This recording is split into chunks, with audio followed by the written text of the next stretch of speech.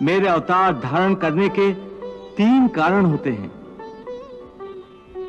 पहला, आतताइयों द्वारा पीड़ित साधु पुरुषों का उद्धार करना। दूसरा, दुष्टों का नाश करना। और तीसरा कारण है धर्म की पुनः स्थापना करना। इन्हीं कार्यों के लिए मैं हर युग में प्रकट होता हूं। मेरे जन्म और मेरे कर्म दोनों दिव्य हैं। जो प्राणी इस तत्व को जान जाता है, वो प्राणी जब अपने शरीर का त्याग करता है तो उसे पुनर्जन्म लेना नहीं पड़ता, वो सीधा मुझे ही प्राप्त होता है। हे केशव, मेरे मन में यह जानने की तीव्र जिज्ञासा है कि इस कृष्ण अवतार से पहले तुमने कब कब और क्यों अवतार धारण किया। अपना शिष्य तथा अपना सखा समझकर मेरी जिज्ञासा का उत्तर दो। हे अर्जुन, इस कल्प के आदि में सर्वप्रथम मैंने मत्स्य रूप में अवतार धारण किया था।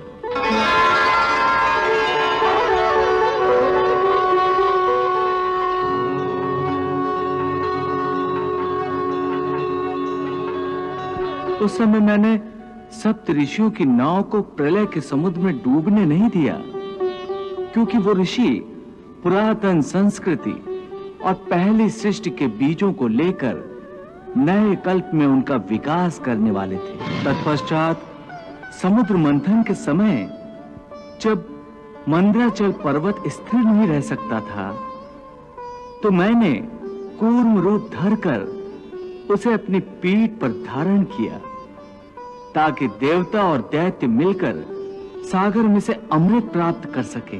प्रारंभ हुआ सागर मंथन, सागर मंथन। फिर जब दैत्य अमृत का घड़ा देवताओं से जबरदस्ती छीनकर ले गए, तो देवताओं की सहायता के लिए मैंने ही मोहिनी रूप भी धारण किया था। उसी समय मैंने राहु दैत्य का भी वध किया था। हे पार्थ, अधर्मी हिरण्याक्ष का नाश करने के लिए मैंने ही वराह अवतार लिया था।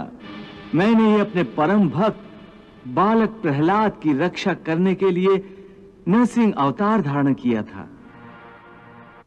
हे पार्थ, मैंने ही वामन अवतार धारण करके असुरराज बलि से 3 पग धरती मांगी थी। हे राजन, हमें यज्ञशाला के लिए थोड़ी सी भूमि की आवश्यकता है, सो आप कृपा करके मुझे उतनी भूमि दें जितनी मैं अपने पैरों से 3 डग में नाप सकूं, तो बस मैं संतुष्ट हो जाऊंगा। मैं महात्मा प्रहलाद का पौत्र और महाराज विरोचन का पुत्र बलि प्रतिज्ञाबद्ध होकर संकल्प करता हूं कि ब्राह्मण पुत्र वामन के इच्छित 3 पग धरती दान करता हूं।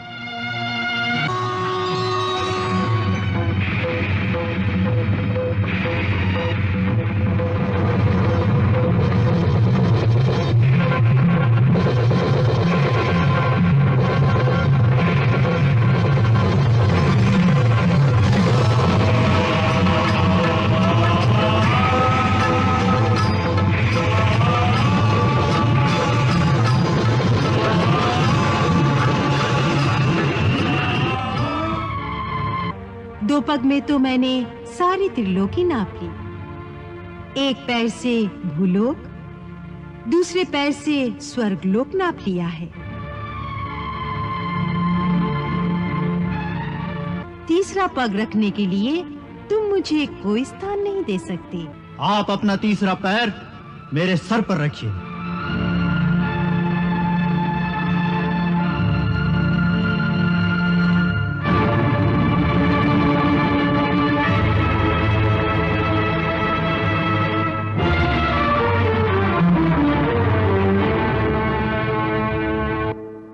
और जब रावण ने पृथ्वीलोक पर हाहाकार मचा दिया था, तब मैंने ही त्रेता युग में राम अवतार धारण किया था।